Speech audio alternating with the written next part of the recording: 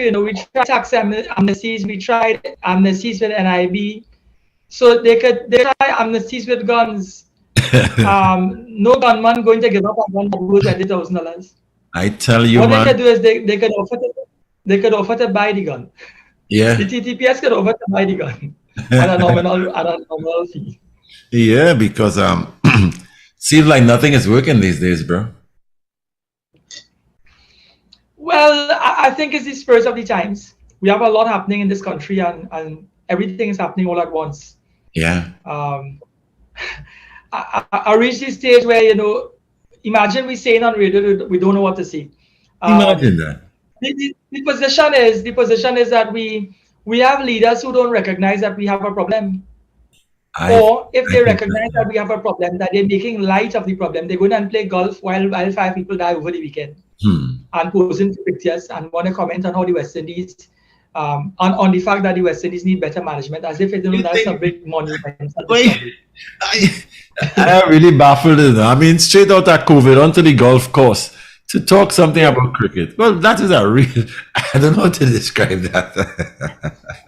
I think he's trying to change the narrative. Yeah. I agree. I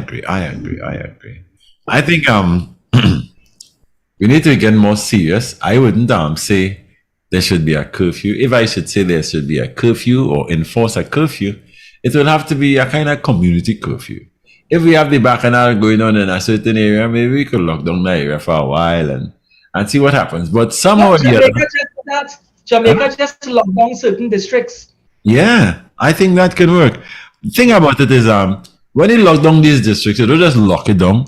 You have to go in there with a fine teeth comb and see if you can comb the area and see how much of the illegal firearms you can pick up. Because I don't know.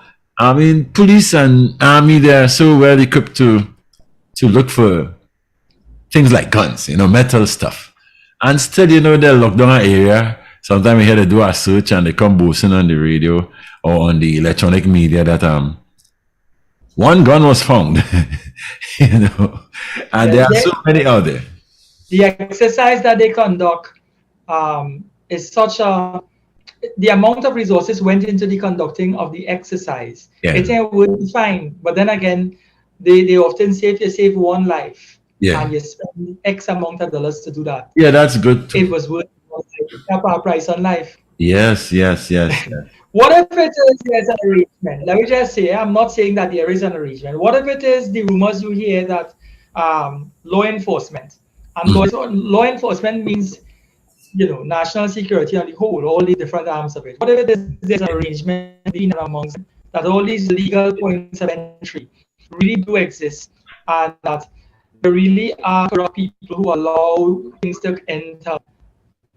There's something wrong with your audio, It's kind of left side and I'm finding that sometimes it's kind of breaking up. Yeah, breaking up in between, So let's take time and try another thing. In the meantime, let me okay, what I will do. Yeah. What I will do, I will start whilst I'm talking with you. Yeah. Let me put this until the comes on and we'll switch devices.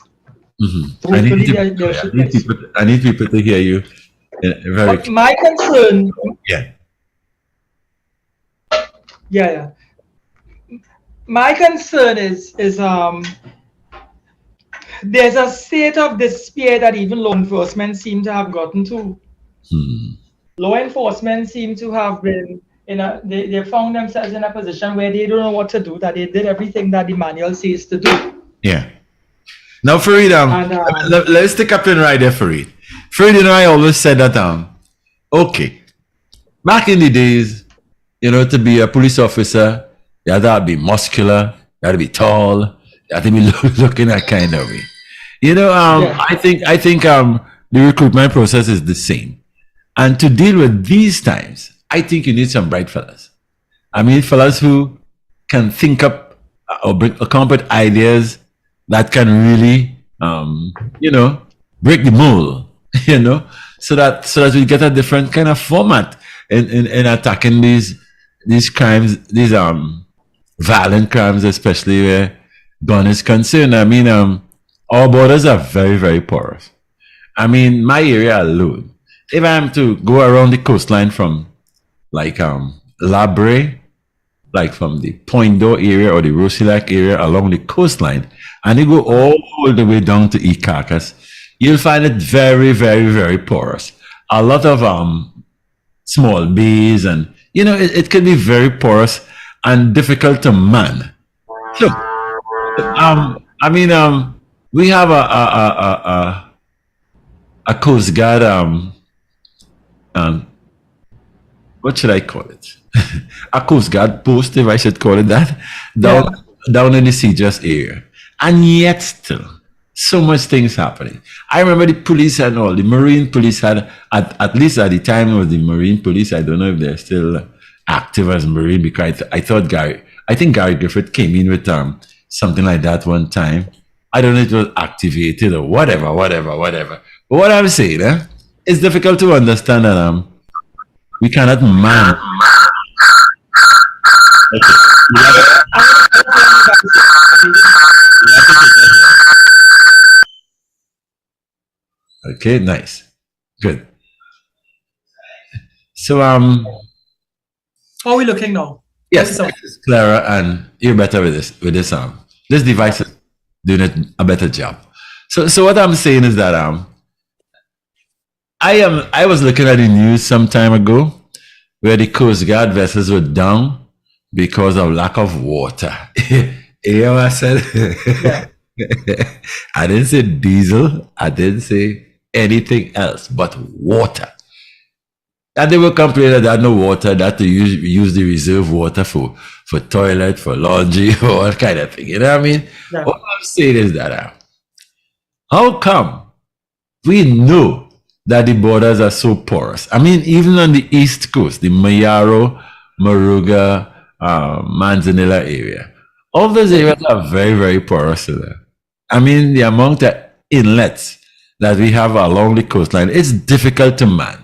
But what I'm saying, okay, probably we need a light aircraft or patrols that are, rotated in short spaces of time and in timings that you can't read to say, well, every 15 minutes the boat passing or every 10 minutes look out for them. I think we should be doing it in a smarter way so that we can control or have some kind of vigilance along these jagged areas of the island. I mean, it's more difficult, and I shouldn't say it's more difficult because I saw videos during the pandemic where Venezuelans were coming in Chagarabas. Yeah. So it was happening in Chagarabas via fishing boats and all kind of thing. Is that we take things too light-handed. I mean, when you look at the movies, I mean, the movies are something totally different, right? When you look at the movies, you'd see how the DEA and all these people will be patrolling like Florida and all these places where things can't come in, and they apprehend people and get the job done. But I think a kind of lackadaisical attitude is taken by our manning of the coastal area, because I mean, we don't manufacture no guns. Of late we were hearing that guns were coming in legally and well stored all in Piaco and thing. Yeah. I don't understand them thing. So I like to stay calm and listen as a layman, and find it difficult to understand why, because almost all over the place now we have guns here, guns there, killings. Big shootout on the Boss route, big shootout in Belmont. You just hear like he can just run in a parlor and buy a gun now. And like you said in the first instance a while ago, guns are not cheap. So how come these guys they make so much money on the hustle, or they have a well-paid job that they buy guns and then turn to crime because crime is probably more profitable? I don't understand. So with Richard joining us now, and you as a legal mind, I'll rock back and listen. I have to listen because I live in a nice little village where it's fairly quiet. Although sometimes things erupt there too, It's quiet for now, eh? I mean, No. they get down by you eventually.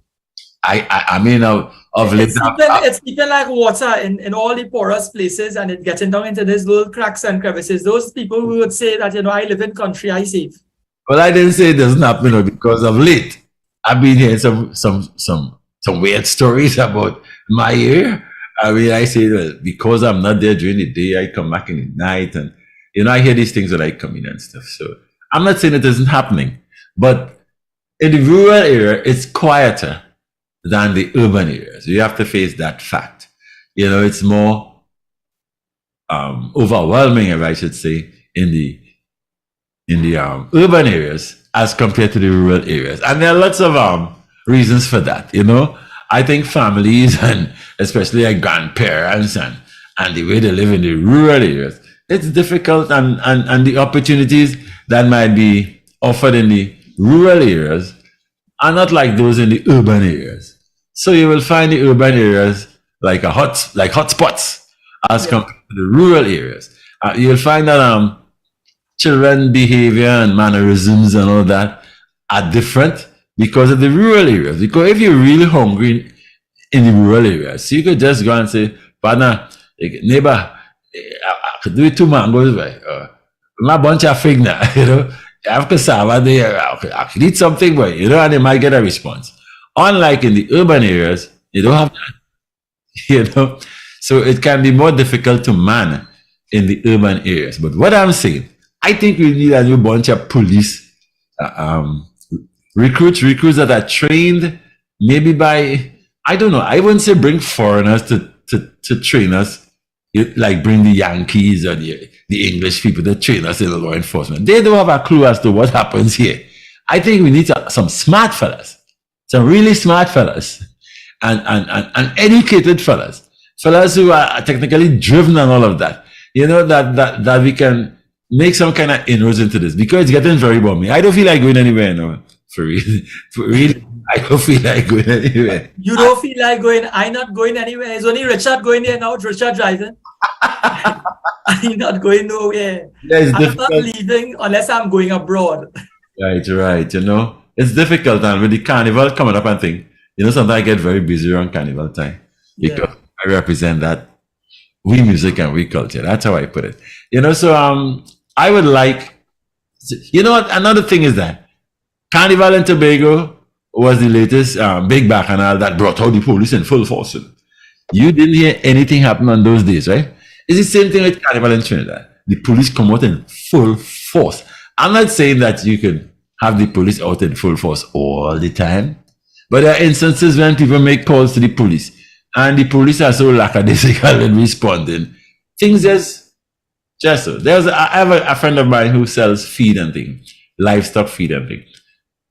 A guy broke into his place, stole his birds, feed, some money that he had and all that, and he called the police, and that was just a report. It goes on like just a report.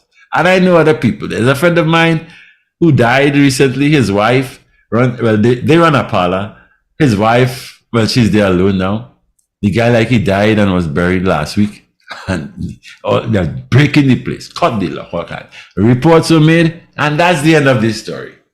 Mm-hmm. So I don't know. I listened to a guy from Tobago on the television last night saying that the police in Tobago, they're like family to the people on the ground. It's their uncle, their aunt, their brother, and then their best friend, their girlfriend, boyfriend, and all this kind of thing. So it's difficult to police the way they should police.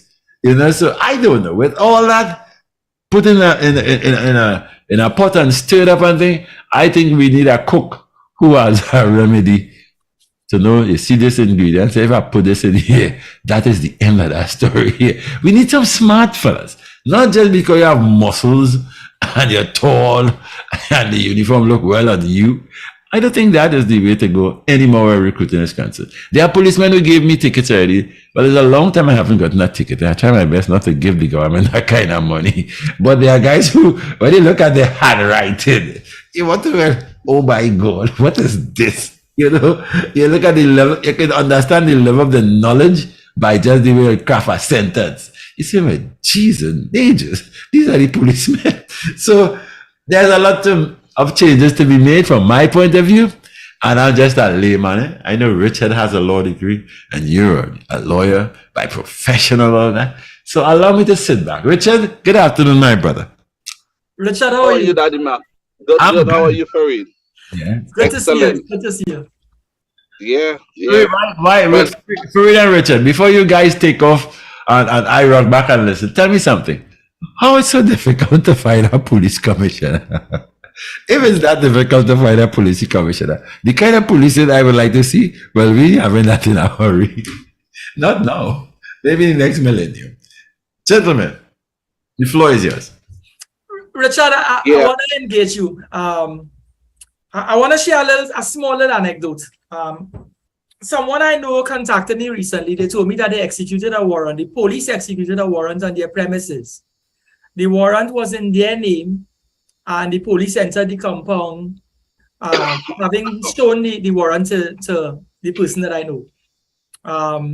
So they viewed the warrant, they saw their names were on the warrant, and they also saw that the address matched their address.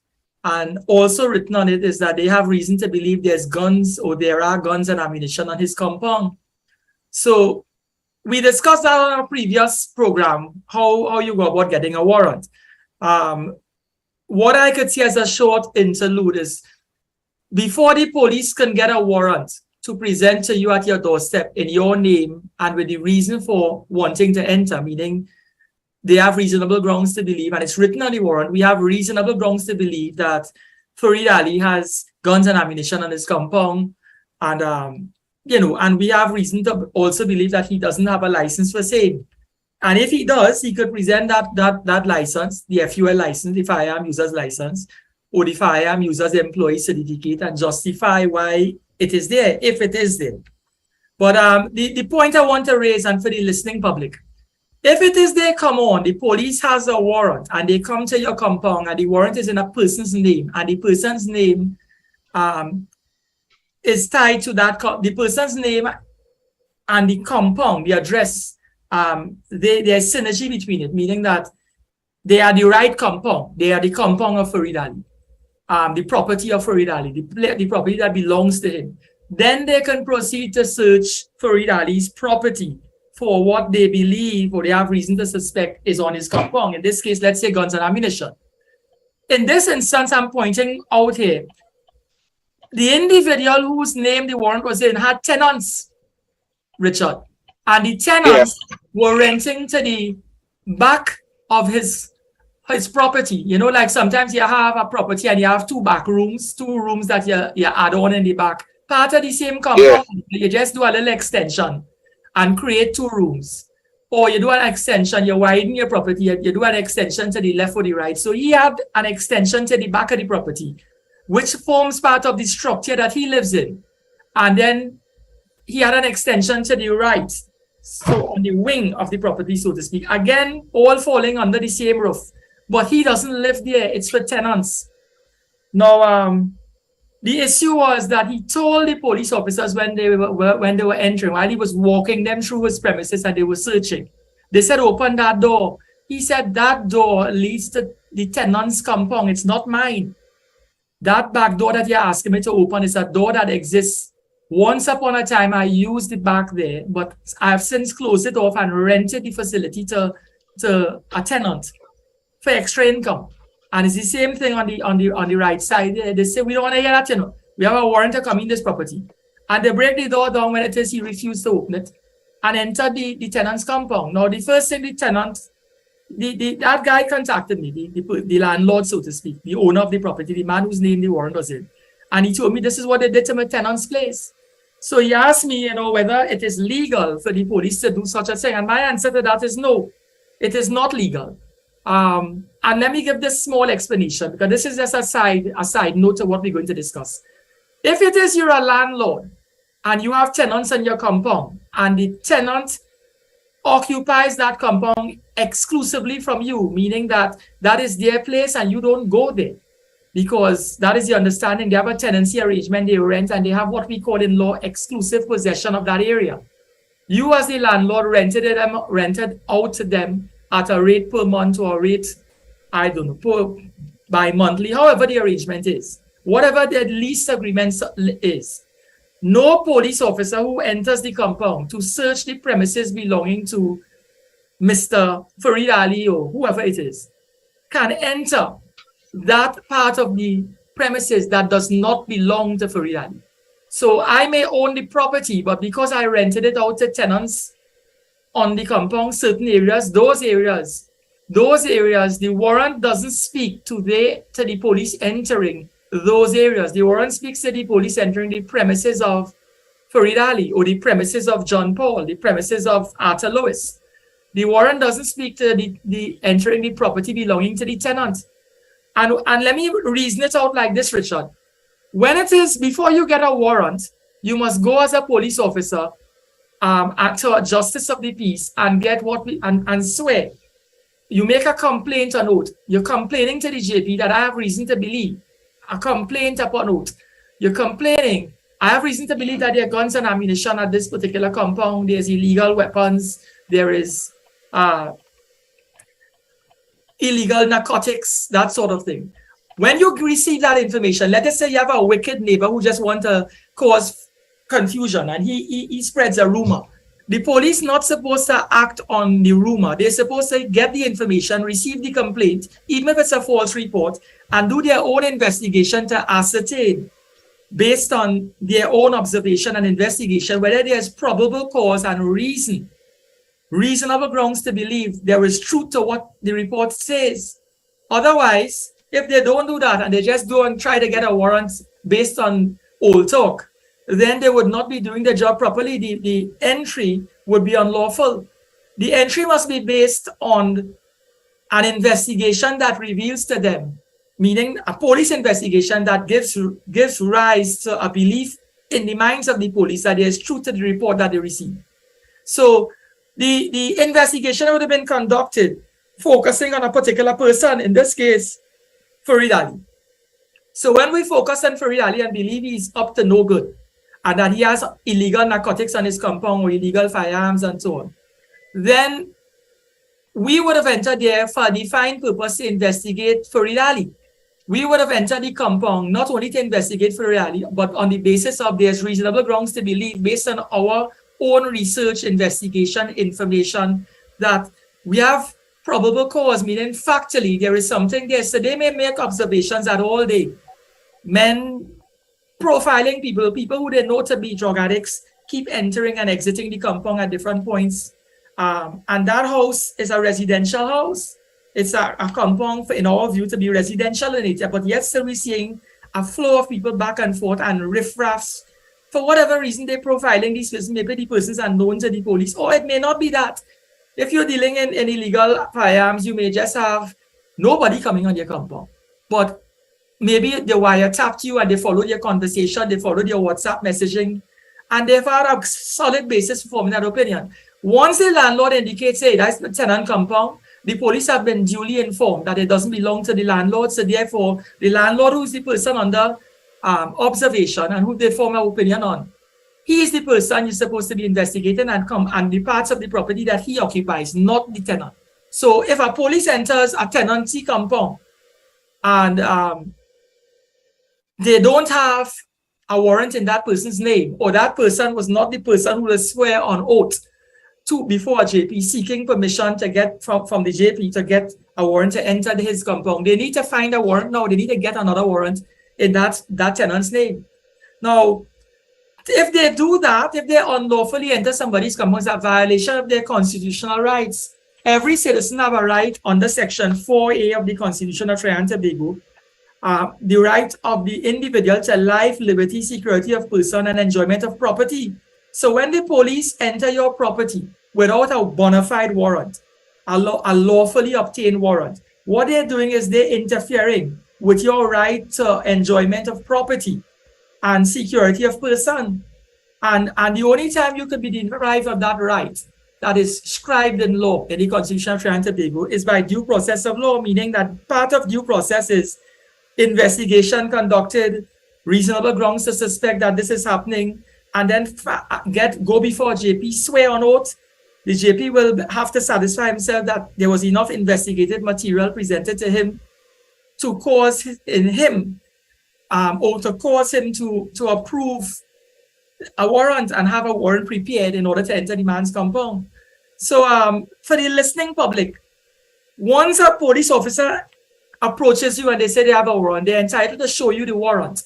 And you could read the warrant, look for your name, see if your name is there, look for the address to see if the address of your property is listed on the warrant, and look for the reasons why the police wants to enter.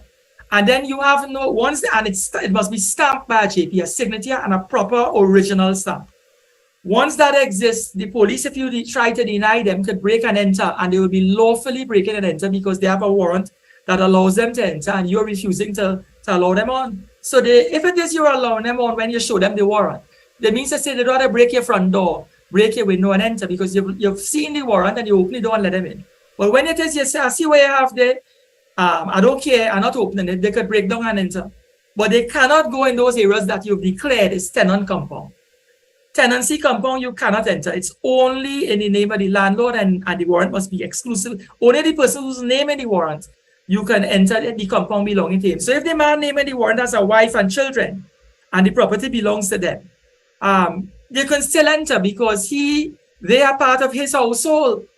But the persons who are not part of his domain, his household, that part of the house that he occupies, like the tenants, or even if you have an extended family who is staying on an extension of the house, but they have control over there. You can't enter. You declare to them, that is not my part, it's my house, but I allow a relative to live there exclusively. That is their place. I don't go there. I have no keys.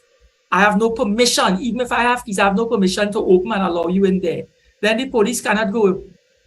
But you must declare. If the police, however, you didn't declare and the police break and enter, they may have the police in that position could perhaps reasonably offer evidence as in we were of the view that there was no tenant there. The person who we confronted, the landlord, never told us that it was occupied by somebody else. And it was exclusively belonging to a tenant or a relative who stays there. And they are a separate household from mine, though it falls under the same roof. So having said that, Richard, in terms of our format this afternoon, we have, as I would have shared with you, and we have the president of the Trinidad and Tobago Welfare Association, the Police Welfare Association. So we'll have some insightful dialogue with him with regard to some comments he made recently. A narrative is being carried in the newsprint that Parliament had a discussion of, and they discussed the possibility and the probability of perhaps amending the Statutory Liability Act of Trinidad and Tobago. That act allows for, it determines where liability lies and who would be responsible for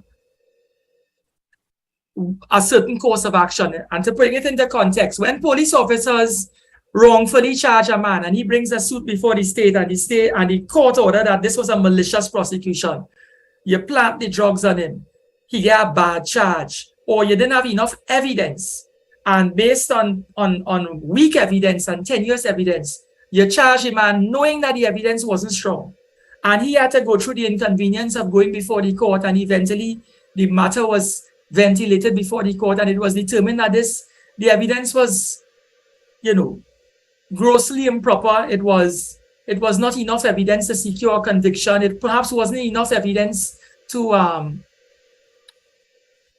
perhaps lay a charge. The court determines whether there is what we call any malefides. Malefides is was there any malicious intent by the police when it is they lock up this individual, whether they had probable cause when they lock him up, whether they had reason to believe he was really involved in something illegal. They just lock him up just so because he's outside the road 2 o'clock in the morning, or they profile him because he's a Rasta man and it's 3 o'clock in the morning and he's on the road walking from storefront to storefront along Frederick Street. And just on that, they lock him up. That prosecution may be malicious. It could be just a civilian who's insomniac. He can't sleep in the night and he decides to take a stroll in an urban area close to stores and businesses and so on. And he's just rather than lie there and roll all night on the bed, not achieving anything and having a restless night, he take a morning stroll, walk down High Street. take a stroll down Harris Promenade, or come through by Lara Promenade and up Frederick Street, and the police see him 2 o'clock in the morning, arrest a man, his pants falling down, and before you know, he lock up in a cell on St. Vincent Street. So it doesn't work like that. We have eccentric people out here, and when it is you're going to arrest a man, you should have a probable cause, as they say, a factual basis. Apart from the fact that it's an irregular hour and he's dressed a particular way and you profile him in a certain fashion, that in itself is not enough to warrant locking him up. So, and that I'm using the nightlight as an example. It could happen broad daylight and all. So sometimes when it is you profile somebody and without adequate evidence and sufficient reason and basis to arrest them, the matter, they go before the court, they win the matter, and they bring a malicious prosecution suit against the Trinidad and Tobago Police Service and the Office of the Attorney General and so on. What happens is the state now finds itself in a position where maybe the High Court rules that this prosecution was malicious, that the police acted wrongfully. And who pays the bill? Yes, $60,000 has to be paid to the civilian, $80,000, $100,000. That money is not coming out of the police pocket or the TTPS coffers. It's not coming out of a consolidated fund created for mischievous police. It's coming out of the pockets of the tax-paying public of Trinidad and Tobago. So what they're arguing is that perhaps when you make police officers personally liable for their actions, they will be more conservative in what they do and more circumspect and act within the boundaries of the law. Make sure they don't make any errors in the investigation, and therefore, the tax-paying public of Trinidad and Tobago their resources can be used to fix the potholes in the roads and to ensure we have better lighting conditions in dark areas. So we could have efficient policing by police who want to police, not by rogue officers. Gentlemen, our guest is on line with us. Mr. Dixon, Richard. Good evening, please, Mr. Ali. Good evening. Good evening. Good evening. I should address you formally as Inspector Dixon. It's a pleasure. It's a pleasure to see you and to hear you. And thanks for taking the time to tune in. Problem, I probably should have tuned in a little earlier because I came to the back end of a statement being made on the police there. No. We were giving an introduction and just letting the public know that when you join us, that is the direction we're going in. So we will repeat what we said there. You'll have the opportunity to defend the TTPS and the welfare of your officers who we appear to be vilifying. We're not about that. We're raising a discussion based on information that is in the public space. And the purpose of having you here is having somebody who can speak on behalf of and who is in a position where they could give a response that is pertinent, relevant, not all talk. This is not Woodford Square where anybody could say anything and get away with it. So I'm equally as accountable for what I say. So let's take you back to where we were. My name is Farid Ali. I am the co-host. Richard Nore is the main host. So Richard and I will interchange in terms of the discussion we're having with you. So before we get there, thanks again for making yourself available. We're not here to be contentious, so none of us will be going to attack you in any way, and you're quite capable of defending yourself. You're an inspector of police. So our position is we just have some probing questions, and we would like you to enlighten us bring your policing experience to the table, and also your experience as the president of the Trinidad and Tobago Police Welfare Association. So before we start poking questions in your direction, maybe you could introduce yourself. We are going live here now, so you'll be heard on 102 FM on radio, and you'll be streaming live on YouTube. So if you could tell us something about yourself in terms of where you grew up, where you went to school, the little things about police officers we may not know, and how you came to join the police service and scale the hikes that you have scaled at this point. Okay. You want me to start? You feel you have enough time? We have time. And whether it was a long-standing goal of his own, you want to be a pilot or a doctor from small. Let our listeners hear if he always wanted to be what he is today. Okay, that's Mr. Richard, right? Yeah. Yes. I don't Yes, yes, yes, yes. know. Are you all seeing me there? Are you hearing We me? seen you, and we hearing you. Feel free to talk. Seeing you and hearing you. Yeah. No, went on there. I think that you lost you all a bit. Just 1 second. You're right there. It relaunching, sorry. You're on the same page with us. We seeing you, we hearing you. Right, okay, great. Well, my name is Gideon Rion Dixon. I am a police assistant superintendent acting. I have been acting in that position for the last nearing 2 years, and I have 28 years and approximately 4 months service. I originally hail from a place called Mozambique in Laventille. Few persons will know of that address because they might easier identify with a place called Snake Valley. And either which way, it is from the foothills of Laventille, it's from the heart of Laventille. I would have been born and bred there. I am the first of 5 kids. We have 3 girls, 2 boys. My mom is my biggest hero. She was a single parent for most of it. And I embody what you would call the ability to come from humble beginnings and have journeyed a proper journey to this point in time. I went to school in Simbab's Government Primary School, then from there to Southeast Senior Secondary School. I am the holder of a master's degree in business administration. I am also the holder of a bachelor's degree in criminal justice, majoring in police science. I am also the coach of the Trinidad and Tobago National Men Volleyball Program, both senior and under 23. I am an avid sportsman. I am a socialite. I am a family man. I am what you would call a people's man.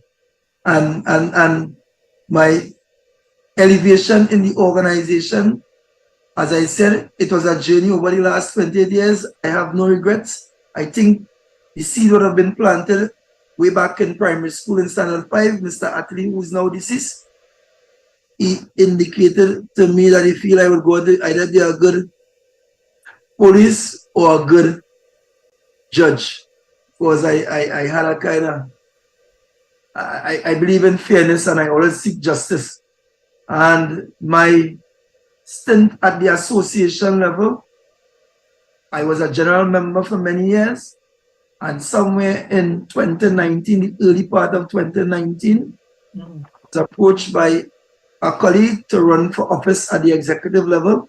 We formed a team, Team Prime. We have three plus years of service. And with that service, we have plenty of records that others could only dream of achieving. We would have achieved over the 3 years.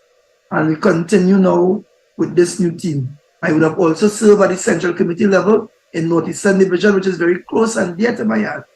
And here I am before you to deal with some of your probing questions and try to answer as best as I can. Okay. We appreciate the fact that you've made yourself available, and congratulations on all your achievements and for the job that you've been doing and for the contribution you've been making to Trinidad and Tobago. Very often we have persons like yourself who come from humble beginnings, and they often, you know, they go under the ringer, as we say. They're not recognized at all for all that they have done and their contributions. And you have managed to not only be in the public space, but to be humbly in the public space. And we appreciate that. I want to begin the discussion by making a few small comments, right? And then we will get into where we want to be. It's not a secret as to where the state of the country is as we speak. I like to allude to statistics. I don't like to just say things in open spaces. So I'm quoting from the Saturday Express, the 12th of November, 2022 here. An article written by Alexander Bruzal. He was making some statistical statements. And some of the statistics revealed that 98% of the people who have been charged with murder, there are 98 persons, 98 persons have been charged for murder this year.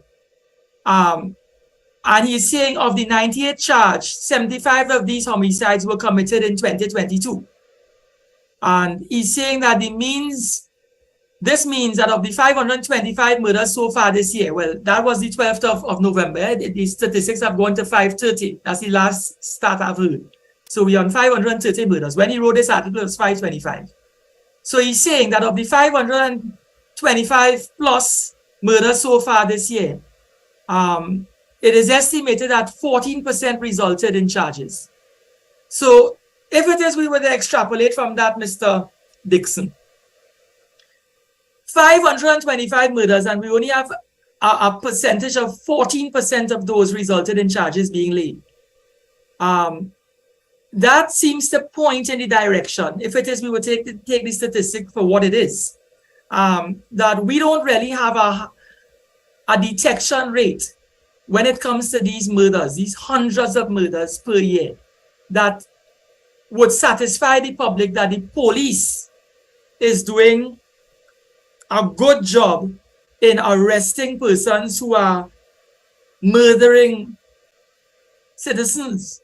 The statistics taken at its raw face value, 525 plus murders, but only 14% resulted in 14% of same results in charges being laid. We ain't talking conviction, because of the 98 persons arrested for murder and charged for murder in this country in the year 2022, these trials that are going to be conducted in relation to the year 2022 and these 98 persons charged may not take place for another 10 years. They may not face a jury for 10 years, so we wouldn't be able to make a determination as to what the quality of the evidence was, that in terms of the evidential material gathered by police officers when they laid these charges on these 98 persons. We wouldn't be able to assess the quality of evidence for another 10 years. Now, that is a fault of the administration of justice, and it speaks volumes on the state of criminal justice in this country. But so I'm not trying to in any way sell a picture of the police or paint a picture or scribe a picture that is wholly negative to say the problem is the police. The problem cannot be the police. The police is doing a job, but the police is carrying a baton, and the baton passes on to the judiciary at some point. And then the judiciary will have to carry the blame for why these matters take 10 years to be ventilated. Where we are is, I think we could all agree that we have a problem. We have, in 1990, we had 84 murders for the entire year of 1990. And from 1990 to now, we have, on average, 400 plus murders per year. We only dipped under the 400 radar in that during the period of the pandemic, when, in our view, everybody was locked down for other reasons. So I guess the opportunity to get involved in these sort of things would have been stymied by the conditions we lived under. Having said that, what is your view, in your experience, 28 years of policing and acting assistant superintendent of police? What in your view is the problem that associated with that low detection rate by police officers in relation to these murders? So, thanks very much for the question. A very good question.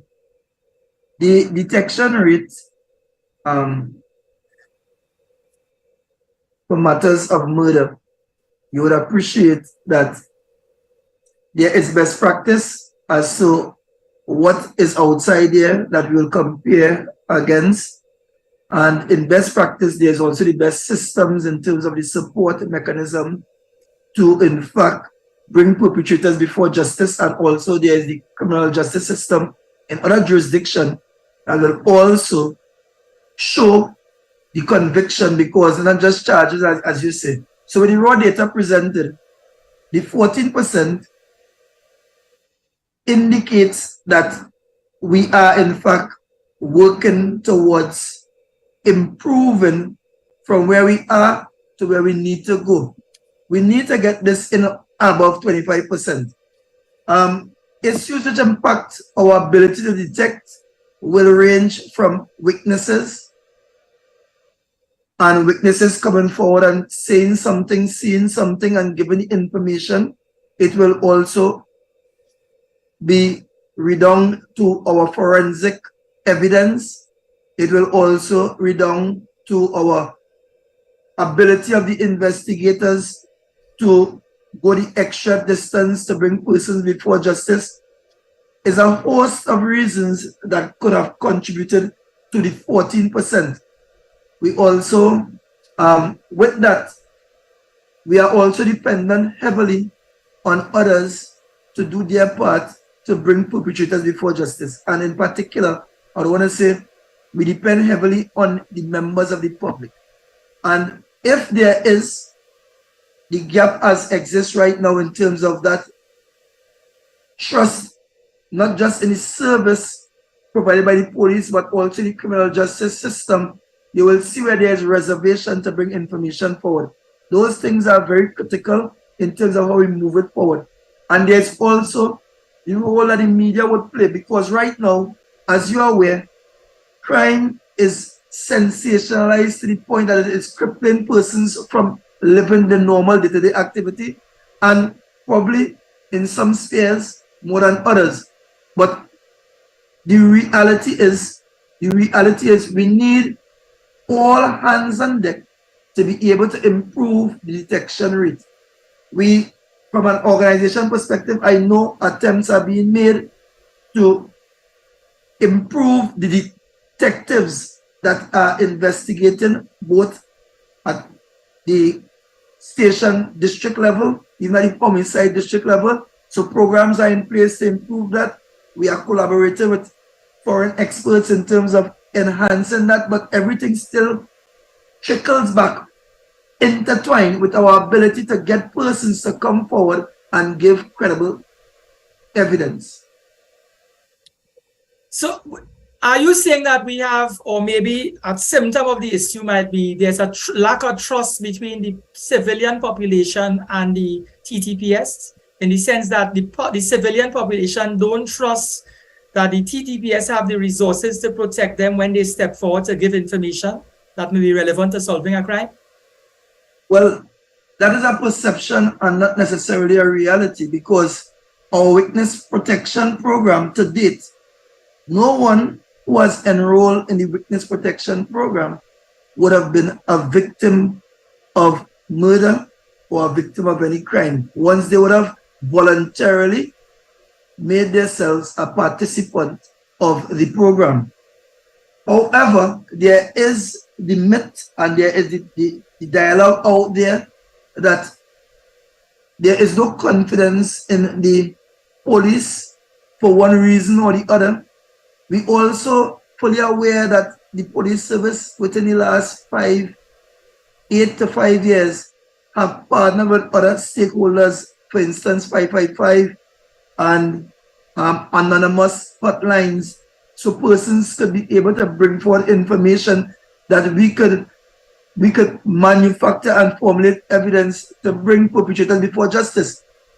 Persons will also speak to the lack of validity of those things to try to sway others' mind. And if you are less in the know, then you will go with what is sensationalized outside there. So the reality is, there is a gap between the reality and what persons perceive. And that is called the fear of crime.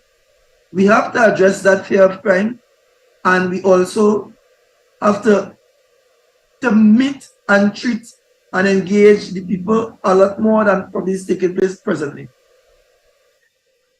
I accept your explanation, but just for the sake of argument, if it is what is put in the public space is correct, Clint Huggins was part of a witness protection program, unless it is you're saying that he was not. And I think he was shot to death, and his remains were left on one of those highways in the west. Let me just say this. I personally don't have the historic data with respect to Clint Huggins, but I'm certain that at the point in time when he was shot he was not under witness protection program, he would have recused himself from there and something occurred. So if you want to use that one scenario where someone was in and then they excuse themselves from being in, or the as you would say, like you are admitted to the hospital and then you just sign your document and leave, that is no fault of the police. I no fault of the police. If you can highlight the next one for me, I will gladly concede. Well, I could only highlight what's in the public domain. Right, and that data, he was, at the point in time, based on the information I have, he would have left the witness protection program. All right. Now, when we look at the current state of the country, there's a climate of fear. 530 murders wouldn't boost the business community's confidence in the police doing a job that could protect their interests and by extension the economy of Trinidad and Tobago. So crime doesn't only affect the community and residents and citizens, it affects the economy and the country as an entity. So I accept your position that all stakeholders must come on board. But in as much as that songs that makes for good reading, what we need to also bear in mind is persons often criticize and say things about police officers. They go to the station, we're going to make a report, and they feel like they had committed a crime, and the police, and the way the police would speak to them, in other words, the CSR, the customer service relations with the public, is not healthy. And so persons are afraid to even go and make a report. You're going there and you're abused. They shout at you, they bawl at you. What sort of,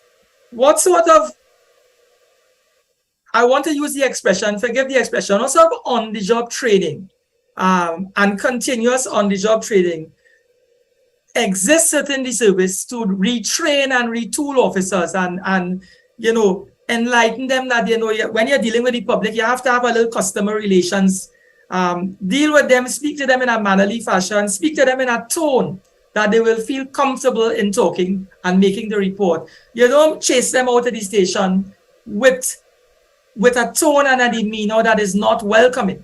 My question comes back to, in terms of your role as the president of the Police Welfare Association and so on, and in your role as a member of the TTPS, what sort of retraining is available and retooling is available year to year to officers to ensure that they become better officers as time goes by?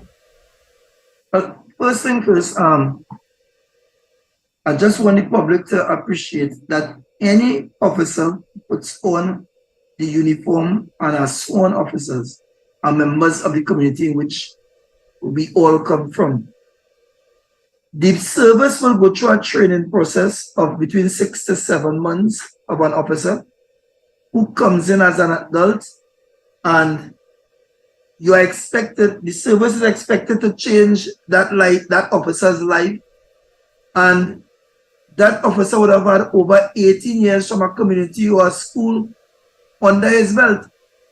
The training that I could speak to the organization undergoing and customer service training somewhere between 2014 and 2015, if memory serves me correct.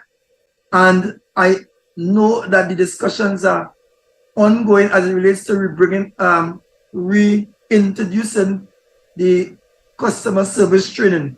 There is the need for ongoing training, not just in customer service, but even as we utilize our equipment, our firearms, there is that need for that ongoing training.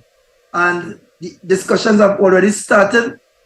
One of the things that persons mightn't be aware of is that finances also impact your ability to manage the resources that you have. And we oftentimes think that the officer who was already trained would continue in that stead. That is a myth. We are not hiding our head in the sand. Training is necessary. So against that backdrop, I could say that we have embarked upon customer training over the years. there's a need to bring it back. And I think that apart from training the officer, the aspect of when you engage the feedback, you as the police officer, as the professional, given to the members of the public, that area, some more attention needs to be spent there, because the truth be told, with feedback, it could mediate, it could pacify situations which normally, if you don't deal with it as early as possible, it could explode. So, and most of the issues in communities are issues where the members of the public would leave their space, their home, come to the police, seeking to have some form of redress, and want an update. So, from an organization perspective, we could do a little more where feedback is concerned, and I think it will go a long way in terms of winning public trust and confidence. Within the service, you would have senior officers, less senior, and what we say maybe junior officers. So naturally, there's a natural hierarchy. Is there mentoring at the police stations when an officer comes in at a junior level, maybe in the service 2 years, you have a senior officer, a sergeant perhaps, who take him under his wings and try to pour himself into that officer, try to share all these years of policing experience into him, try to train his mind, tell him, listen, I was there before, this is how you do it, you don't talk to people, so this is how you conduct yourself. If you're putting together, you're conducting an investigation, follow the blueprint. And a blueprint could be a blueprint that, he's presenting to him. In other words, you don't learn by rote. I'm not saying officers learn by rote. I'm just saying in every organization, you have succession planning.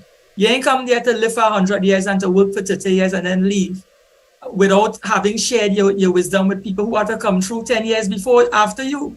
So if the constant sharing and interplay between senior officers and junior officers would help, there was a truly training process happening at the station, in my view. Is that something you all encourage, and does it happen? Well, you are totally correct, Mr. Ali. From how you spoke there, it seemed like you entered the service same time as myself. That is what entailed during my tenureship in the organization. Now we have graduated to having mentorship programs and having officers out in the station who operates as the mentors to the young officers coming out. And so we have a mentorship program presently. We have officers who have been trained to train the trainers, and they conduct these training, and information is expected to pass on to the younger officers when they pass out from the academy and they are placed in these different station districts. Again, one of the challenges with that is that because policing is so active, right, the dotting of the I and the crossing of the T sometimes is neglected because you're always on the go, especially if you work in hotspot areas. And when you work in hotspot areas, younger officers will be exposed to different cultures there in terms of how one might engage members of the public. And what we would call on them to do is to remember how you were trained and to use that as your principle in terms of how you engage members of the public. Against that backdrop, again, we as an association fully support the model that you would have referred to, because I could say it worked for me. And we also support the mentorship program that we presently have, which we believe will bear significant fruit in the not too distant future. The job itself of policing is a stressful job. I would believe it's more stressful than most people would want to give it credit for. It's not easy to deal with the public, and it's not easy to deal with hostile public. A public who perhaps there's reason to believe they're engaging in things of an illegal nature, and you're trying to carry a conversation with them, and they're resistant, they're hostile, they're contentious, they're confrontational. So confrontation breeds confrontation. So police officers are human beings too. It's only so much they can do.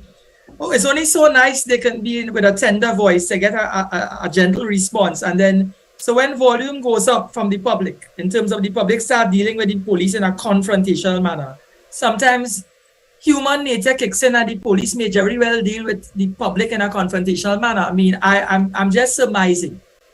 What I'm asking you is this.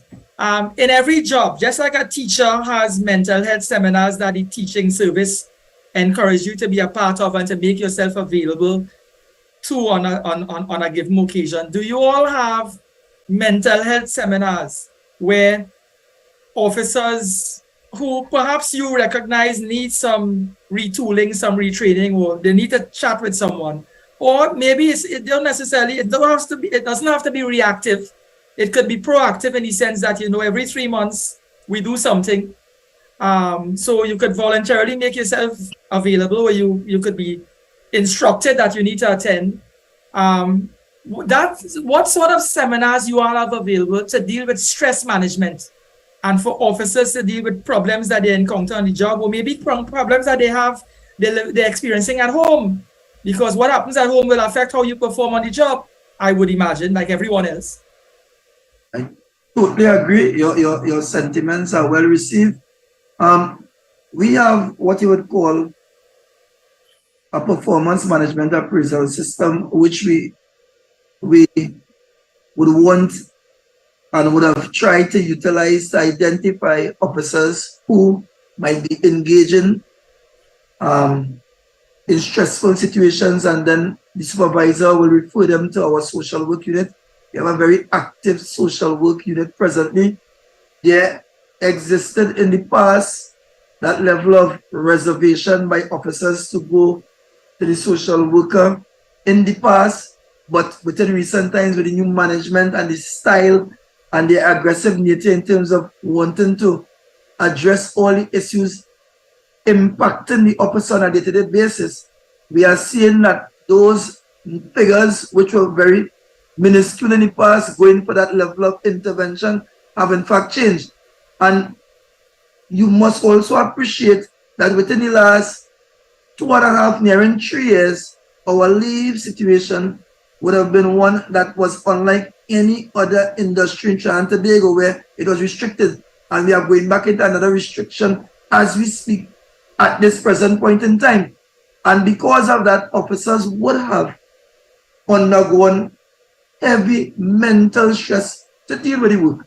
And our social work unit have been there trying to assist each and everyone who would have sourced the services, and we must publicly applaud them. There is always room for improvement. There is need for more resources. They are calling for more resources, but they have to find money to be able to pay more resources to come on board. So all these things are things that we utilize to try to ensure the balance of officers. And from an association perspective, barring the COVID, we continue to try to have our officers have that work-life balance. We encourage in the different sections, division, activities that will bring about that balance for officers. And so we support them with financial contributions. We also support them by participating in activities. As an association, within the last 4 months, we held our 30th anniversary celebration, where we would have in entire service, we brought them at different places to be able to distress. It was a welcome initiative and still being applauded by all the officers who participated, and by extension their family members. And when we talk about the officer, we oftentimes forget that the officer has family who is dependent on him. And there is a constant pressure on police officers, particularly over the last 2.5 years, near 3 years. And we tend to forget that these officers have to go back home to their loved ones. So the administration presently they have made it a part of the pillar of the organization in terms of health and wellness. And we would have echoed and advocated for it, and we welcome it as part of our strategic goal going into 2020. So, you know, a popular narrative is that the police out there abuse their power. And I say popular narrative in the context of the public perception is that the police tend to be abusive when they interact with the public on the streets, and then the abuse now manifests itself in violence. Let me put it another way. The way the public interacts and the way the police interacts with the public is determined. There are determinants. There are factors that will contribute, that may contribute on both sides. So the police having to use reasonable force in order to arrest an individual. But sometimes you hear that the police didn't need to beat the man. You see things on social media where you're seeing videos. Sometimes the videos don't accurately recall the whole incident. We see part of it. We see the part where the police dragging the man and putting him in a vehicle, but we didn't see what he was doing before.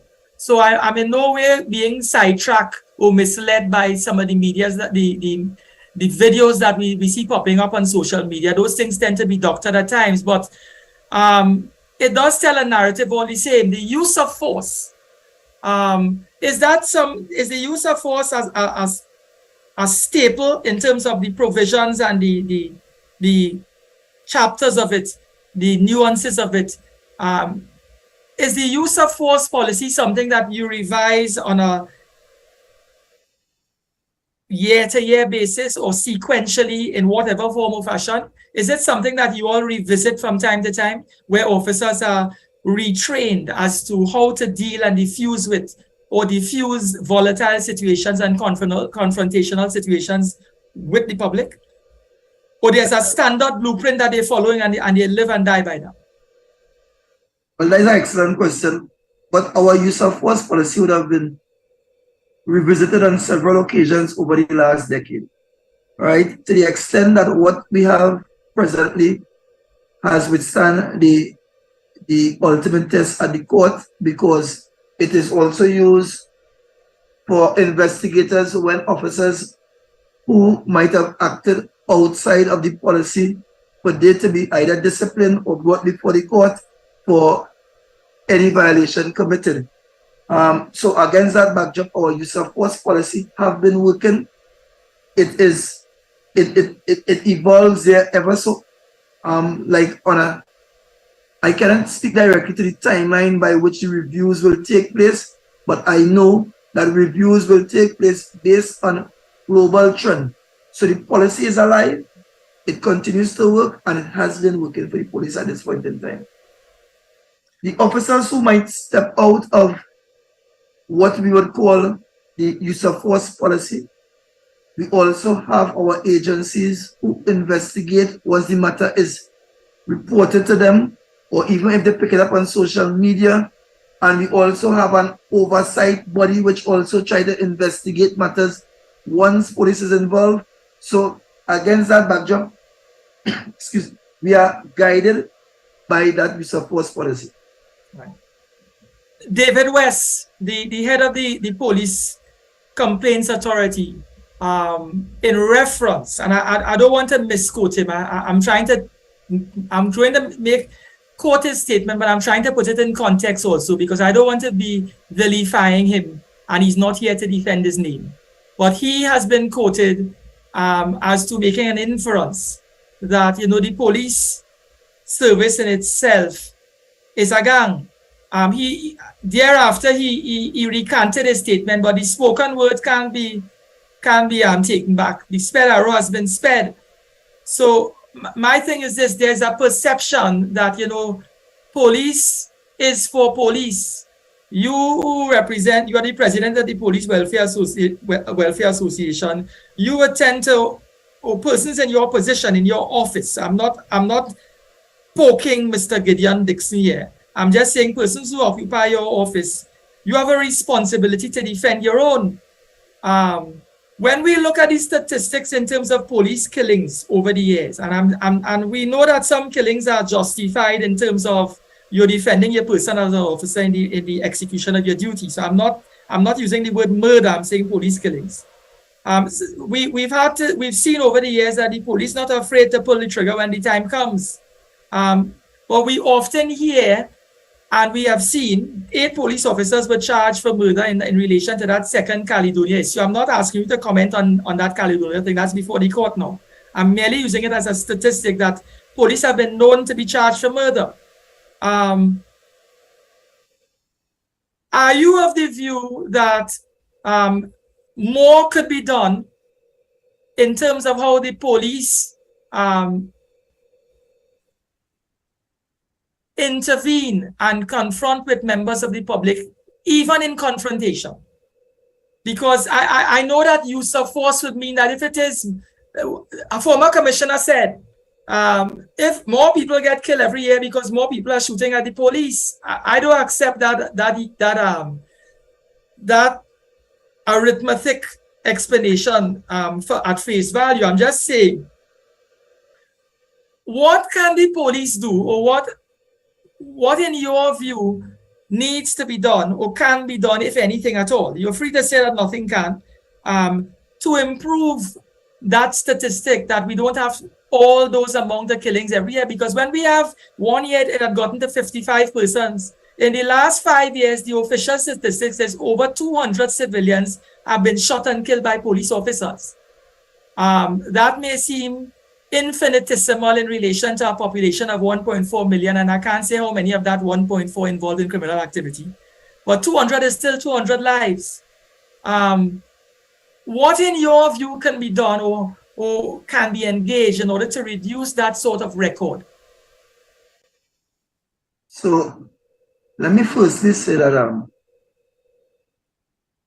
when officers enter the academy and train, and they train with firearm, that training is for a particular reason, right? And if the officer's life is in immediate danger, or that of his colleague or any member of the public, based on the situation, I expect our officers to respond appropriately. The statistics presented there are, in fact, the statistics. The officers, if it is officers who are found to go beyond what is required of the threshold, those officers have been brought before the court. The court will determine whether they were, in fact, innocent or guilty in terms of the use of force demonstrated. But we didn't lose as much police officers' life, to which we are also cognizant of. And that have to do with the level of training, which would have caused them to still be here. So when one takes the entire picture into consideration, illegal firearms have an illegal intent. Officers with lawful firearms going to engage persons with illegal firearms, and they are not putting on their firearms. Officers have to do what officers need to do. If we can bring them before the justice system for them to be dealt with according to law, that will be done, and that has been done. The record will show we have thousands of matters before the court. If it is life and death, the officers have to do what the officers have to do, because the officers have to go back home to their family members. So the matters that have been determined by way of shooting and police shooting, they are investigated, and based on the investigation, from time to time, officers might end up before the court. The court will decide on those matters. How could we lessen the statistics? We can lessen the statistics by, in the first instance, securing our borders. Secondly, the authorities responsible for the borders could play a more active role in terms of securing the borders. We could also, from the home and the community, teach our young people civic responsibility and a level of patriotism. We could also cause these people who engage in a life of crime to understand that there is alternative through social programs. And we could also, by virtue of that level of early intervention, prevent some persons from illegally picking up firearms and wanting to commit a life of crime or engage in a life of crime. And the criminal justice system must also play their part in treating with these persons who are into a life of crime and continue to be in that revolving window. They're going in and coming back out every other day. I am aware that police officers painstakingly investigate matters where firearm and firearm victims are concerned. And before we can carry the person before the court, or as they reach before the court, officers still waiting for transport to get to the court. Got lack of resources again. The person gets their bail, they come back out, and the officer now heading to the court. So we are looking at it holistically as opposed to piecemeal. Right. I follow you and I accept your explanation. My only concern is getting evidence in a situation where there's, let me say, a shootout, as they say, right? To use Trini language, local colloquial language. It is very difficult to provide witness evidence as to the police using unreasonable force or going above and beyond the law, unless it is you have a hidden camera somewhere. Civilians wouldn't step forward, but I accept your explanation. Let's move on to something else. When we look at policing, the members of the Trinidad and Tobago Defense Force, they don't have powers to stop and search and to police. That's a different function. Their function is not about policing. It's not about law enforcement. It's a different function altogether as a member of the Defense Force. Are you of the view? Now, I know that members of the Defense Force works in collaboration with the police from time to time to lend support on an exercise. Are you of the view that the state of the country right now, in terms of the levels of criminality, that perhaps we need to revisit the Defense Force Act or revisit our posture in terms of legislation, which will allow the police to, or allow the members of the Defense Force or the Trinidad and Tobago's Defense Force to be retrained in or be given powers of arrest, stop and search powers of arrest? Are you of that view that that could help, or that should be embarked upon? Or what is your view in relation to that? Because that is in the public space. They're saying that the army should be allowed to function like the police function, and that will only enhance the quality of national security. You have an opinion on that? I think there's a dangerous slippery slope to even consider. We will eventually descend into a military state, and I cannot see our sweet beloved Trinidad and Tobago, with just over 60 years independence history, looking to go that direction. What is needed at this point in time? There are sufficient law enforcement agencies that need to come together under one common purpose, one common band, to be able to ensure that we have safety and security throughout all communities. And even with that, there is the need for communities to also take ownership by hardening themselves as targets. And there is also the need for members of the community to use the anonymous the anonymous lines, the anonymous systems that are in place to be able to get the information out there so that we could deal with some of these criminal elements. There is also the need for the school to identify the kids in the school who seemingly not interested in academia. The country needs to find ways and means to utilize its power to go in, take these kids and make them more civic-minded by introducing them to programs by which their energies and their ability can be channeled so that they become more civic-minded. These things need to take place. And so there is total breakdown in every fabric of Trinidad and Tobago, but oftentimes the finger continues to point at the police. We are only one institution. We need all institutions to accept the responsibility. The police have gone into different strategies to try to continue to be relevant. and to try to save the lives of the law-abiding citizens. We have our active police youth clubs. We have our Hearts and Mind program. We are dealing with the gang-related programs. We are doing several things that are unconventional, right? Outside of the traditional zero tolerance policing. So we have adopted many different styles. And in so doing, we the police continue to evolve. When you look at that in comparison to other sectors, other industries who have mundane, routine activities, and they, in their own field, there has not been that evolution or that change. And in the police field, there has been so much of changes, and the resources that come in a timely manner for the officers to stay equipped. We oftentimes blame the police, but we also need to look at the entire picture.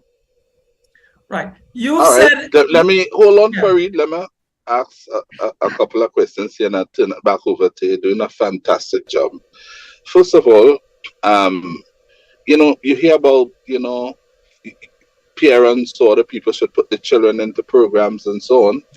But the police, they're responsible as the government's agency to assist the government to ensure safety and security for the citizens of Trinidad and Tobago. And by and large, I think there are a lot of good police officers who continue to put their lives on the limb on a daily basis to produce such an outcome for all citizens in the country.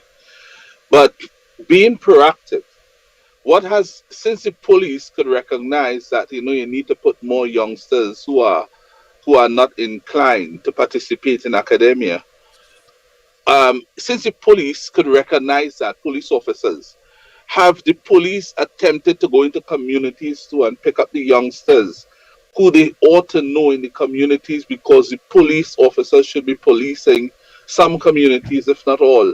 They should have an idea about what is you reading on this home and that home and what is happening and what is going on with children.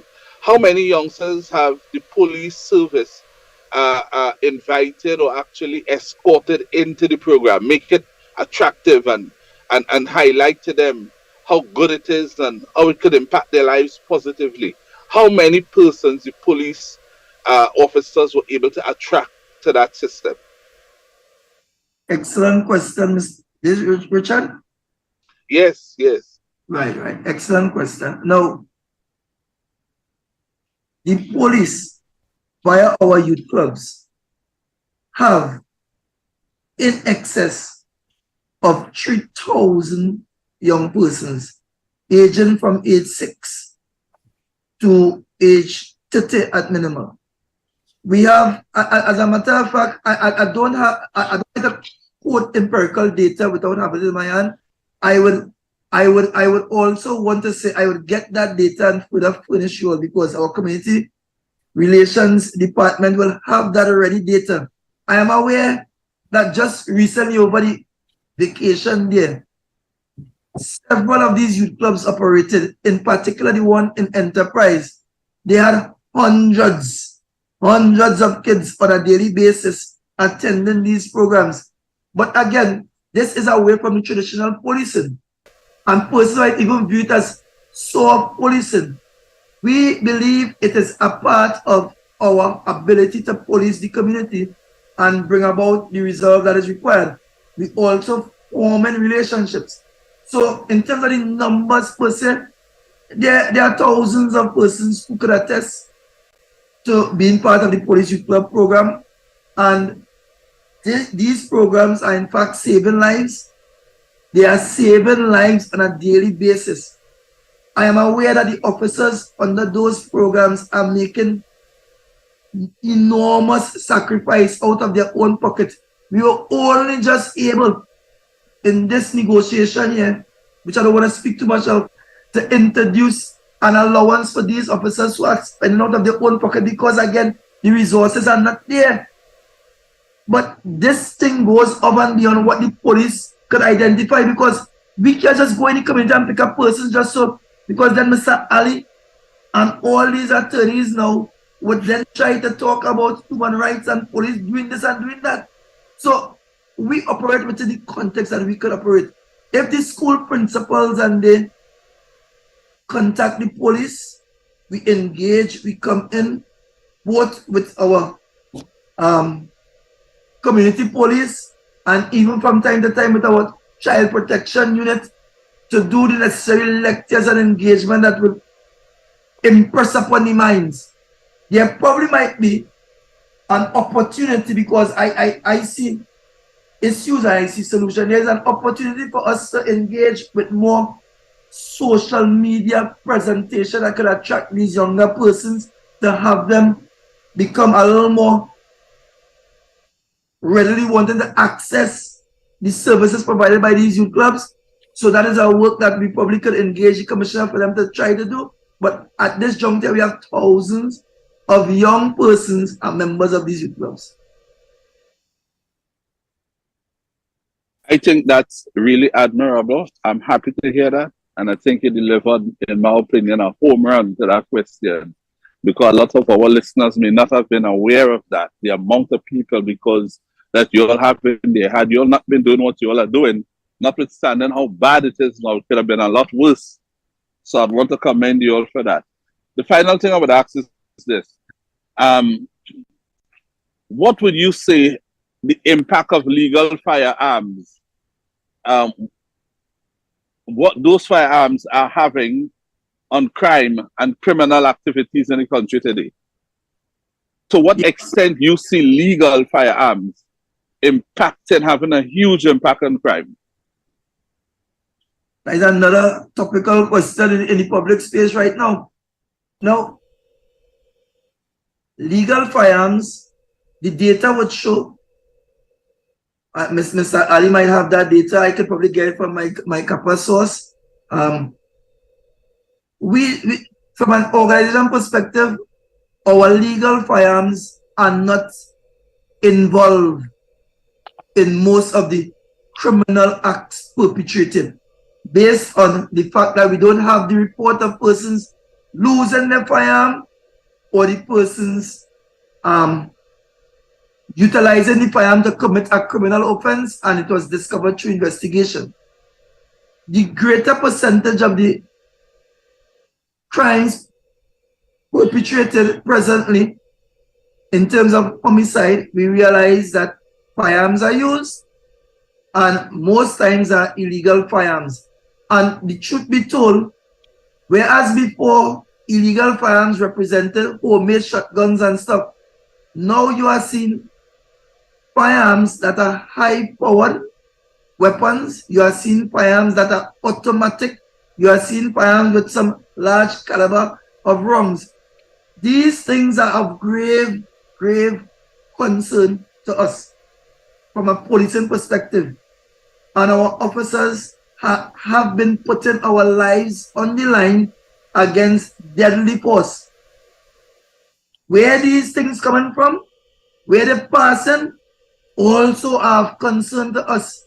We have reintroduced our Marine section who could do so much, only do so much.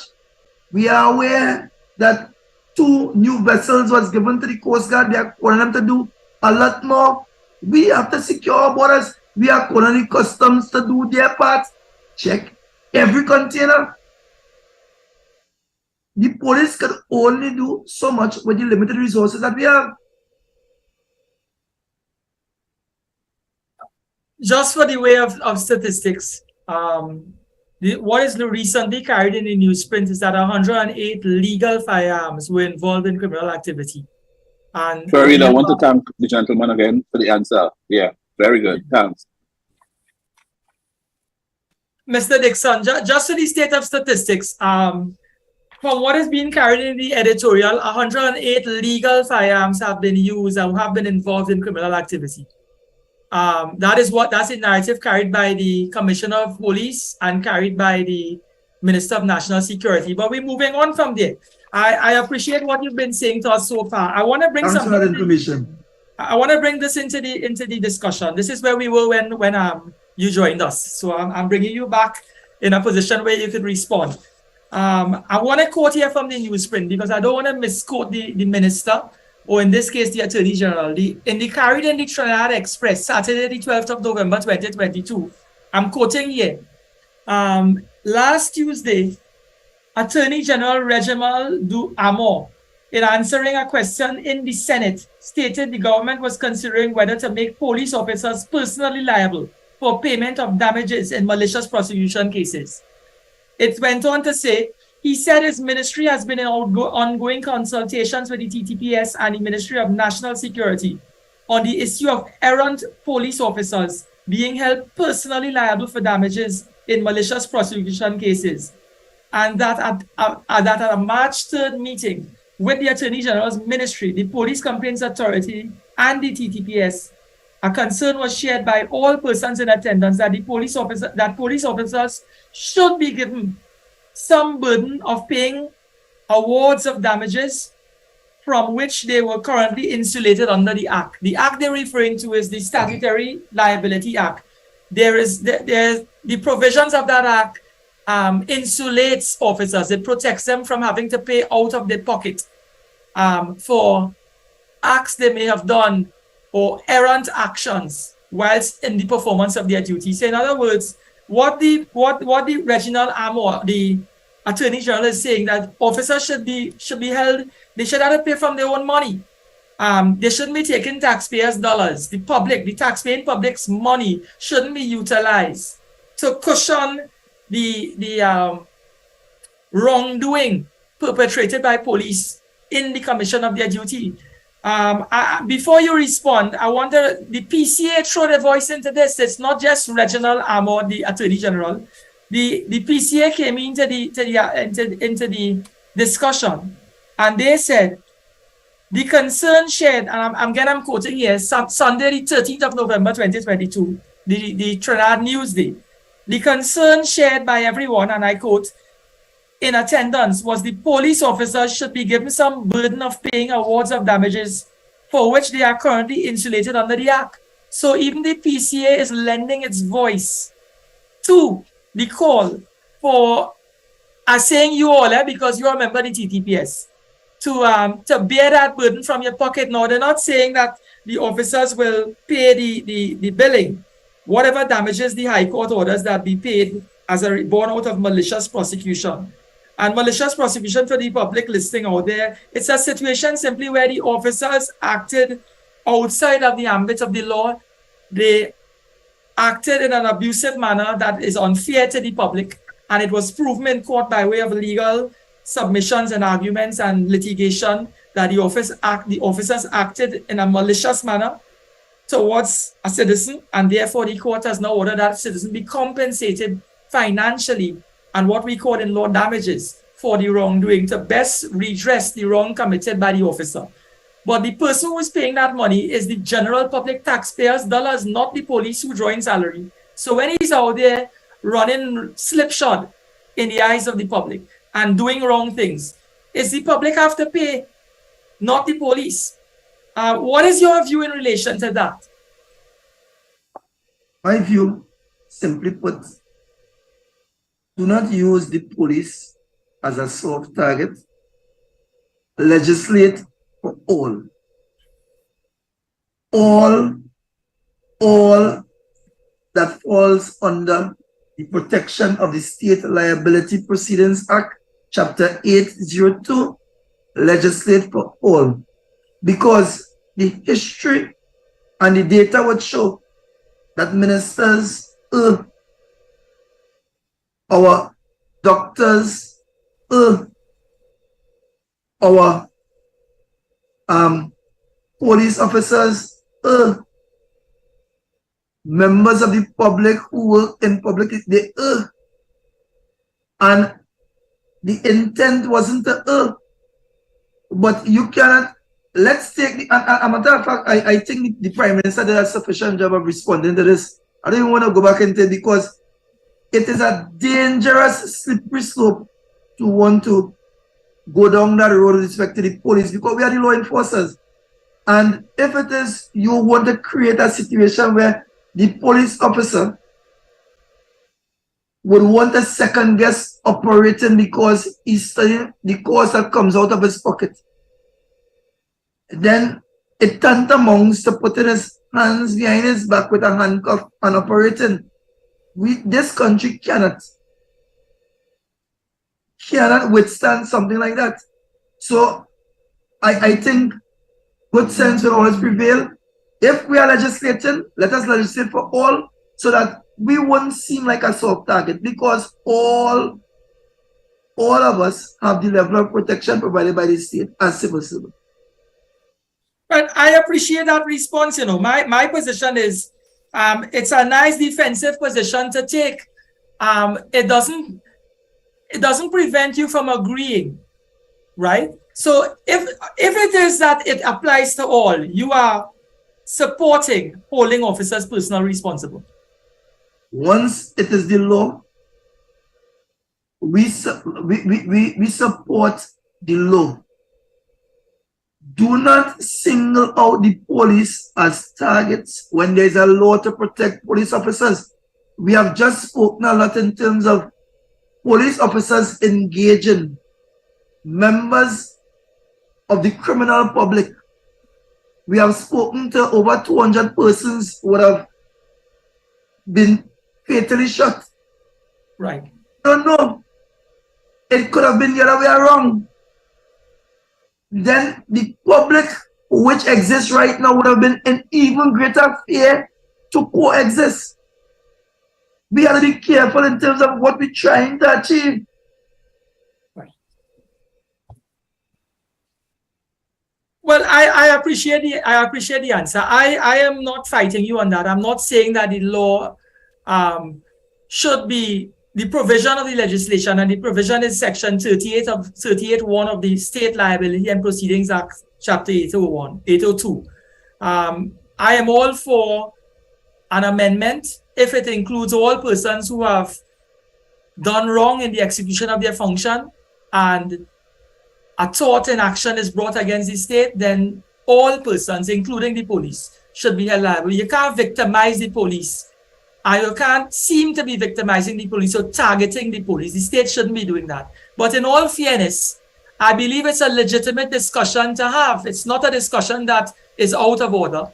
When it is, we have hundreds of thousands of dollars being paid by the tax-paying public for the wrongful actions and the errant actions of police officers, then the discussion ought to be had. A lot more is paid when the ministers make blunders. We have recent vintage. By the taxpayers have to pay this money. A lot more. But one wrong doesn't justify the other. So I agree. I'm agreeing with you. I'm agreeing with you. Use the police as a soft target, please, sir. Well, you see, it's the best example because the police in the public space and in the face of the public every day. So once you're holding public office and you're a police, you will always be. It will be easy to highlight you. You're not hiding somewhere. It's not a small organization. It's one of the foremost operative institutions in the country. So in as much as it may appear that the office of the Trinidad and Tobago Police Service is being, confronted and attacked, or the eyes are upon you. The eyes only are upon you because you're that important. So police should feel important when well then our remuneration should also be as important. Remuneration should be as important. You don't think so? But that is not a discussion for me. I don't have that sort of wisdom and knowledge. I mean, your department will amply deal with that issue. Like everything else, we have 10 more minutes. I want to touch on something really, really important. There's an article, again, editorial again, September 21st, in the Trinidad Newsday, 2022. It says that Lennox Francis, a prominent figure, he was raising an issue that he's of the view that when you're entering the police service, that the requirement for recruitment in terms of the qualification, and you're a learned mind, you're well qualified. He's simply raising that he is of the view that the entry requirement shouldn't be minimally 3 O levels or 5 O levels. You should have people who you should be recruiting from people who have a certain level of qualification. Maybe, so in other words, he's arguing a case for work-related study and vice versa. In other words, pick persons who have an inclination and an enthusiasm and an appetite for policing, and they have an appetite for criminal justice and maybe for law. But basically, you wouldn't want to put a plumber to put up a wall in your house. He might be able to do a job, but he may not do the best possible job. So having the recruitment process on the supply side in terms of where you recruit your officers from and what field of study may have an impact in terms of whether they would perform. The service should not be about seeking employment or just getting a secure civil service job that pays you decent money, affords you a certain level of protection, a certain level of respect, medical benefits, dental benefits, a nice pension, and a secure life. It should be about you're getting involved in an industry, into a job that not only brings personal satisfaction but benefits the country. You don't want a man there just drawing salary like a government minister. Not that I'm saying that's what they do, but maybe you could comment on that.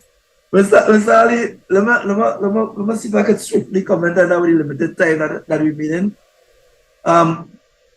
Within recent times, some of the things that you mentioned in terms of a nice salary and a good pension, all these things, those things are not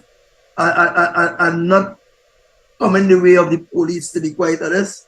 We have our retirees right now languishing, the pain and pressure to get what they would have justly worked for. So that is an issue which we are trying to address in the shortest possible time. In terms of recruiting officers, you would appreciate that to enter the TTPS, as opposed to many other organizations, we have one of the highest thresholds to enter in terms of the 5 O levels from a public service perspective. Similarly, we also, to become a deputy commissioner or commissioner of police, you must have a master's. To become a minister in the cabinet of Trinidad and Tobago, you don't even have to have 5 O levels. You just need to be popular. So and their money is 10 times, 20 times more than what we would get, and even the benefits at the end of the day. So we need to be careful in terms of what we're looking for. Policing is a profession that not the faint at heart cannot enter, because you are constantly engaging the criminal elements or the less desirables in the society. And not just you, your family members. So many are called. Persons with academia could come. But when they come and they see the stress, the strain, and the trauma associated with policing, they go to other pastors, because you have to be made of a particular metal. So I applaud persons who sign up and become career officers. And within recent times, especially since the new regulation, you have seen that officers continually empowering themselves and educating themselves. So at the introduction of this program, I tell you what I have. Today I can applaud a batch of minds who is an acting superintendent, who is a doctor of police in the service, and is a female. These things weren't envisioned many years ago, but now times have changed and officers are a lot more educated than plenty of persons who sit in high offices today, and they don't pay for their diploma. They're working, and the job is one that there is always room for improvement, but you cannot just base it at academia. Academia has its place, and for those who want to go to the upper echelons of the organization, they will continue to do what they gotta do. But we have some foot soldiers. This service, this country could not have survived without our foot soldiers, inclusive of those whose shoulders we are standing on right now. I wanted to answer a question on air. You could refuse to answer. You have a choice. How long does a recruit spend in the barracks before he's unleashed on the public? Unleashed is not the correct terminology, sir. So I will answer that here. Our recruits normally train for a period of between 6 to 8 months, and then they are sent out to the other station districts and divisions to be able to ply their trade as professional police officers with that level of training. Remember, before they turn 18 or up until the age of 35, their induction would have been with the greater community. The 6 to 8 months in the academy could only do so much, right? And have done so much. And we are thankful for the training afforded by the police academy, especially during the last 1.5 years, which was very challenging. We want to commend them for still bringing out young officers. Presently, we are over 1,200 officers short. The public wouldn't know that. And then we are called upon right now to triple our efforts. And then there isn't no real compensation for tripling the efforts. It's sacrifice. And that is why I'm saying academia alone can't carry you. You have to have a passion for this to be able to be in it and push the envelope where it needs to go. Do you all encourage? You're saying that a lot of officers are qualified. I accept that. A number of police officers are even attorneys at law. And that's my limited understanding. So you enlighten me there with regard to other areas and other professions. But it's almost 8 to 11,000 police officers we have out there. Statistically, I think what the gentleman Lennox Francis was the angle he was going at is, if the recruitment is from areas where they carry various tertiary level educational qualifications, then the recruitment catchment area starts at a higher threshold, not 5O levels, it starts at university level. And you can fit them, the officers, in based on the qualifications they enter the service in, so they can be perhaps of a greater asset. The passion, I accept that, but you can't tell me the people who are passionate about solving crime and passionate about making Trinidad and Tobago a better place are only persons who are, or tend to be persons who don't have tertiary level education. It's just a comment. It's just a comment. I'm not saying that what you're saying there is incorrect at all. It's correct. Your comment is duly noted. I was just saying that there is a myth out there that police officers are not educated. I've seen it, I've heard it, and I'm saying that is a myth. We have a lot of educated police officers at all ranks, from the rank of constable to the rank of commissioner of police. And it is with that in mind, we balance what we do, because the work must be done. It has to be done. We can't get away from it. There's always room for improvement, Mr. Franklin. And as an organization, we come in for plenty licks, but the public don't know that we operate in an imperfect system and trying to give perfect results to the people we serve. And we have a public that really and truly, it is very difficult. It is very difficult to deliver all the time. Gentlemen. And enough of our good things are not highlighted. The negative things are often outside it. Gentlemen, time is up. We've gone past our time. I would not like them to pull the plug on the programs. Very interesting, Mr. Dixon. Very, very interesting. Fareed, Richard? Thanks for your time, Mr. Dixon. It was lovely having you. We hope to have you make yourself available again. I know it was short notice, but you've been very insightful and very engaging. And for that, we owe you a debt of gratitude. Thanks again, David. Enjoy the rest of your day and be safe. Thank you very much, everyone, for your support. Very interesting, Mr. Dixon, and thanks a lot. Thanks a lot. Fareed, until next Wednesday, I guess Richard is probably all mixed up with his commitments. So we go straight to the news. So next Wednesday, we'll meet again, Fareed. Thanks again. Take care. Blessings. Good. News straight ahead. Dennis is here with me. The future of talk is here. Power 102 Digital. Power 102 Digital. Streaming 24/7 on power102fm.com and on the Power 102 Digital app.